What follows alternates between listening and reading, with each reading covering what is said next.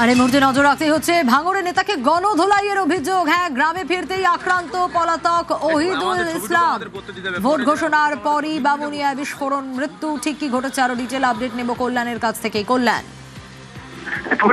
জানিয়ে রাখি, ভাঙড়ের বামুনিয়া এলাকায় একটি বিস্ফোরণের ঘটনা ঘটেছিল। বোমা বাঁধতে গিয়ে সেই বিস্ফোরণ, সেখান থেকেই একজনের মৃত্যু হয় বলে খবর পাওয়া যায়। সেই ঘটনার পর থেকে কিন্তু এনআইএ তদন্তভার নিয়েছিল। এনআইএ তদন্তভার নেওয়ার পর এক অ্যাম্বুলেন্স চালককে গ্রেপ্তার করে এবং তারপর কিন্তু আরো দুজনকে গ্রেপ্তার করে। সেই ঘটনার তদন্ত চালাচ্ছিল এনআইএ। তবে এরই মধ্যে যে খবর, যে এই যে তদন্ত চলাকালীন যে মাস্টার মাইন্ড হিসেবে যাকে ধরা হচ্ছিল তৃণমূল নেতা ওহিদুল ইসলাম, সেই ওহিদুল ইসলাম কিন্তু পলাতক ছিল সেই ঘটনার পর থেকেই।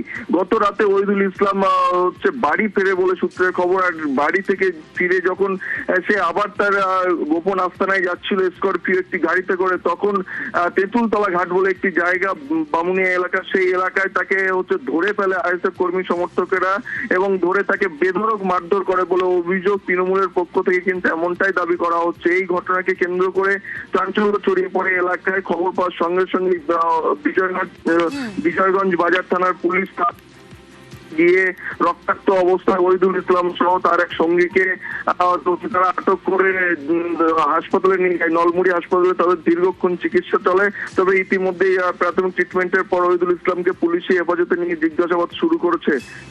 বেশ।